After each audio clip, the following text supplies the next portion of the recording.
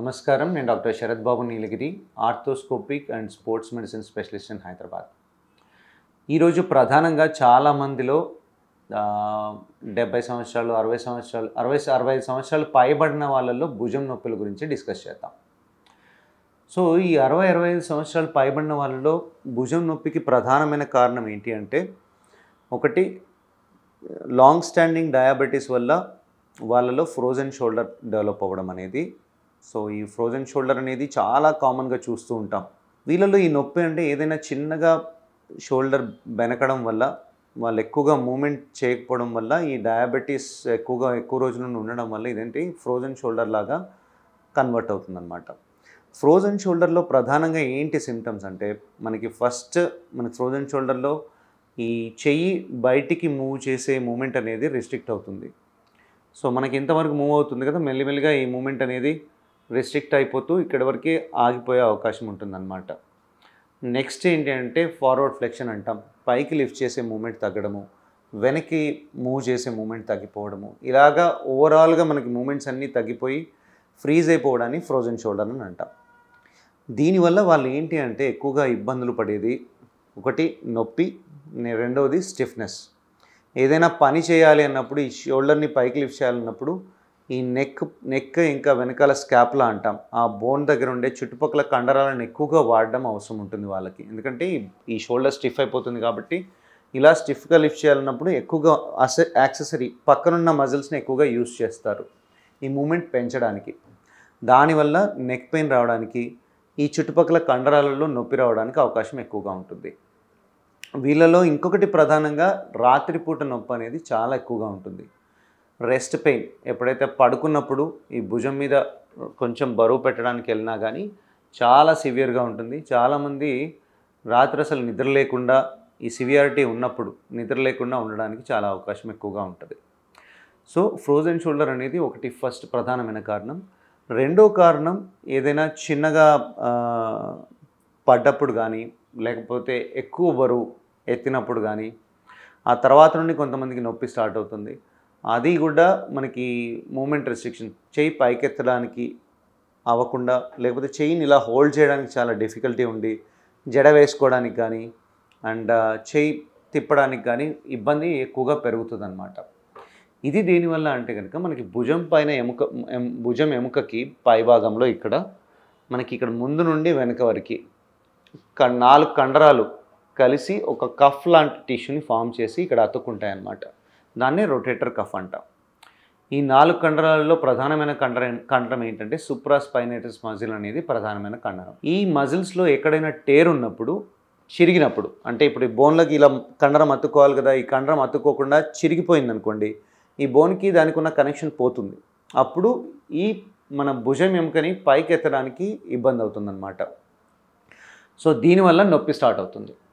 ఈ నొప్పి మనం నెగ్లెక్ట్ చేసి వదిలేసినప్పుడు ఏమవుతుందంటే, డైలీ యాక్టివిటీస్ చేయడానికి ప్రయత్నించడం, వాళ్ళు లోపల ప్రాబ్లం తెలియకుండా చాలామంది డైరెక్ట్గా ఫిజియోథెరపీకి వెళ్ళిపోవడము, అగ్రెసివ్గా ఇంకా మూమెంట్స్ అన్నీ స్టార్ట్ చేసేసేయడము, ఫిజియోథెరపిస్ట్ అసిస్ట్తో లేకపోతే ఏదైనా రోప్ సహాయంతో కానీ మూమెంట్స్ చేస్తూ ఉండడం వల్ల ఇక్కడున్న చిరిగిన కండ వెనక్కి రిట్రాక్ట్ అయిపోతూ ఉంటుందన్నమాట.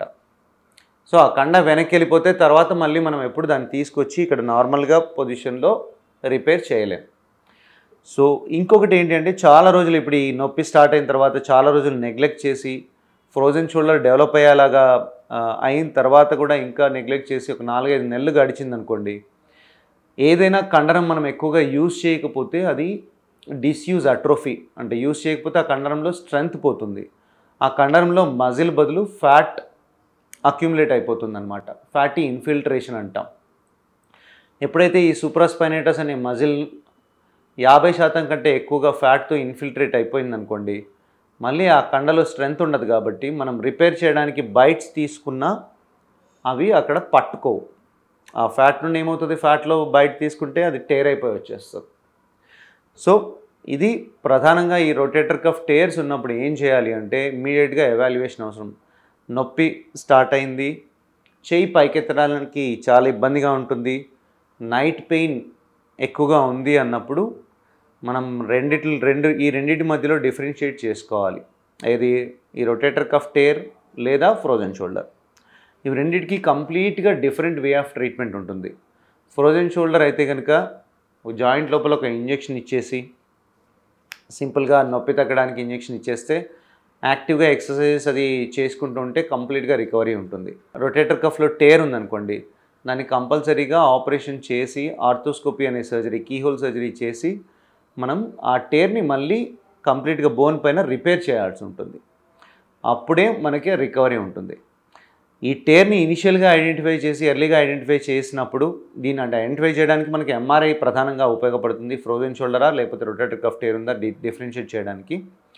సో ఎర్లీగా ఐడెంటిఫై చేస్తే రికవరీ చాలా బాగా తొందరగా ఉంటుందన్నమాట.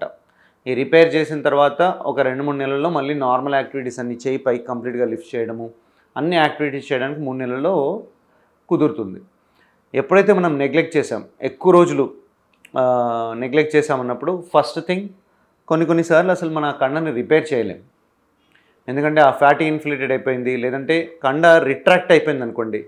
ఇది బాల్, ఇది సాకెట్.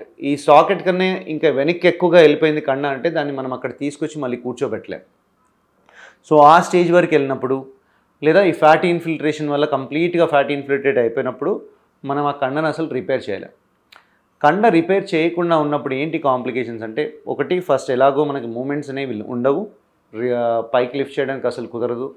నెక్స్ట్ ఈ బాల్ అనేది మెల్లిమెల్లిగా పైకి మైగ్రేట్ అయిపోతుంటుంది. మైగ్రేట్ అయినప్పుడు ఇంకా షోల్డర్ ఈ రొటేటర్ కఫ్ ఆర్థ్రోపతి అనేది ఒక మేజర్ కాంప్లికేషన్.